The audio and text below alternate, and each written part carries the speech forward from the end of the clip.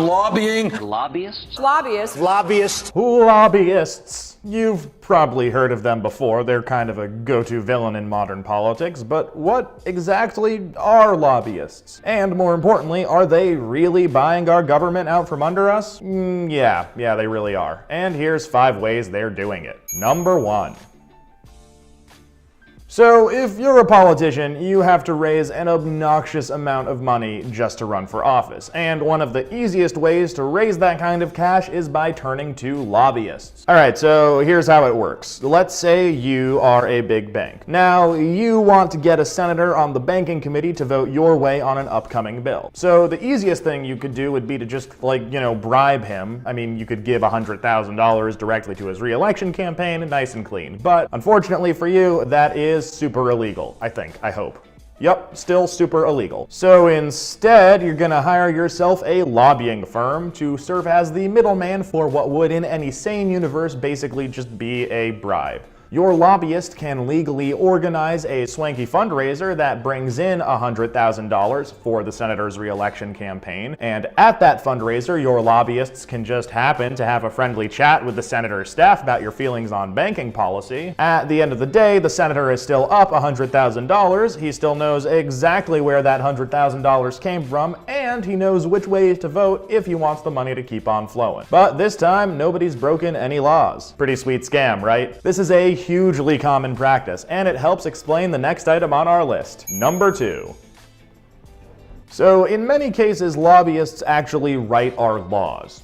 Literally. For example, let's take a look at the 2014 Omnibus Budget deal. Now, Congress used this deal to secretly put taxpayers back on the hook to bail out banks that engage in risky derivatives trading. Yes, derivatives. You might remember them from such things as causing the 2008 financial crisis, nearly destroying the economy of the United States, and almost causing Western civilization to fold in on itself. So yeah, that happened.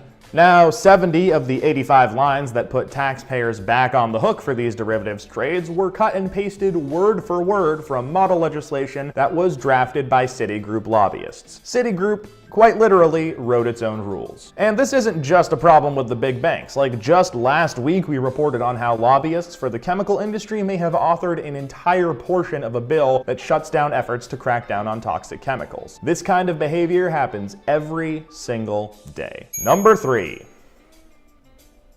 So, lobbyists routinely offer members of Congress and their staffers lucrative jobs at their firms or their clients' companies once they leave office. This practice is often called the revolving door, and it works like this. When we would become friendly with an office and they were important to us, I would say, or my staff would say to him or her at some point, when you're done working on the Hill, we'd very much like you to consider coming to work for us. Now, the moment I said that to them, that was it.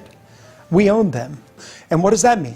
Every request from our office, every request of our clients, everything that we want, they're going to do. Yeah, just let that sink right in. This practice has become crazily common. In the 1970s, less than 5% of retiring legislators went on to become lobbyists. Now, half of all retiring senators and a third of retiring House members do. And it's hard to overemphasize how tempting a revolving door gig can be. Congressmen who go on to become lobbyists get, on average, a 1,452% raise. 1,400%! I mean, can you imagine what that kind of raise would do for you at, say, your job? Number 4.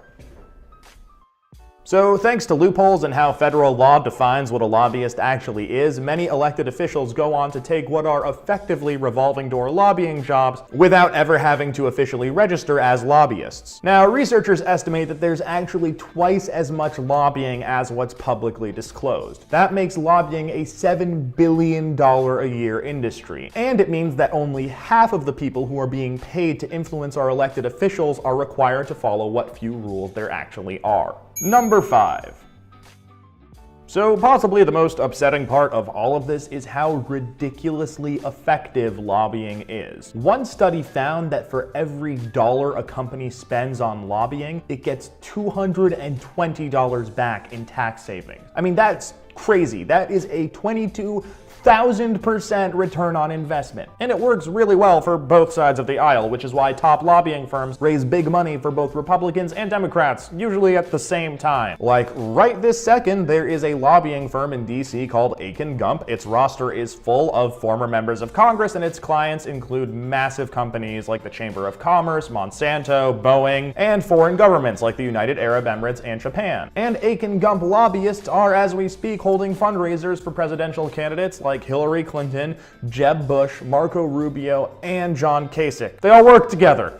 So all this begs a pretty obvious question. Why don't we just ban lobbying altogether? Well, constitutionally we can't, and we really shouldn't. Lobbying itself isn't inherently evil. Like, the act of lobbying is just advocating a position to an elected official, and that's not the problem. It's protected by the First Amendment for a good reason. People need to be able to make a case to their elected representatives even if they can't be there in person. The problem is that lobbyists are routinely using money, favors, gifts, and lucrative job offers to do the convincing for them. Put more simply, you can lobby and you can donate money to a politician, but you should not be allowed to do both at the same time. It's like handing the referee $50 before the game starts and $50,000 right after the game. Luckily, this is something that we can actually fix with a single law. Reforms to ban lobbyists from coordinating fundraisers, close the revolving door, and end shadow lobbying have already been proposed at the federal level,